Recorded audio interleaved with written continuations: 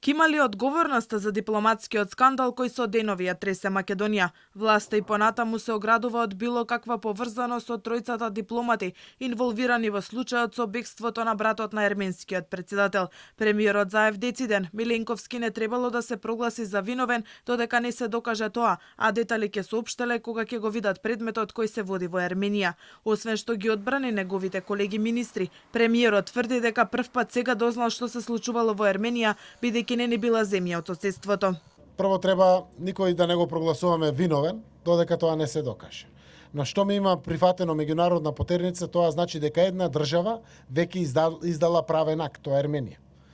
И тоа е докажано само во таа држава. Секој треба да се одговара доколку го прекршил законот и дома и надвор од државата. Но да оставиме прво да видиме зашто навистина се работи. Се работи за една земја која што не ни е толку позната. Не е некој од соседството, не ги знаеме деталите. Јас првпат се научив дека таму имала некоја власт која што се сменила, па некој брат на тогашен бивши председател или премиер, не знам, навистина ни е непознато дури на нас политичарите, а камоли на граѓаните. Османи продолжи да се правда дека МНР немало никакви информации за аферата на дипломатите. Вториот мандат на Миленковски бил продолжен бидејќи ние сме го преземале председателството со ОПСЕ, па одлучиле да го зголемат бројот на дипломати, тврди Османи. Призна дека имало слабости во системот на министерството, ама не од сега, туку од претходната власт, па сега ќе го обелело образот на дипломатијата.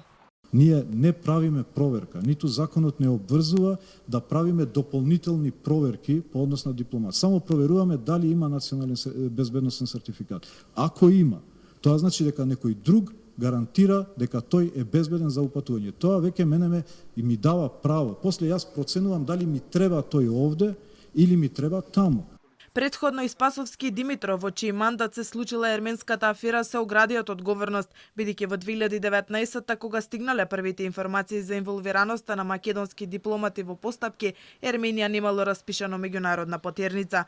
Од ВМРО ДПМН бараат министрите Османи и Димитров да си поднесат оставка. За Антонио Милошовски ова е скандал без преседан, а Македонија е на подсмев на меѓународната јавност. И затоа сметам дека овие тројца дипломати се само извршители во овој скандал и во оваа ерменска рекет афера, а веројатно некој друг е нарачател. Претпоставувам дека нарачателот е актуелен човек во Македонија кој што има веројатно силна влијателна позиција. Од македонскиот дипломатски синдикат ги осудија постапките и сметаа дека е потребно големо ресетирање за да се врати угледот на дипломатијата.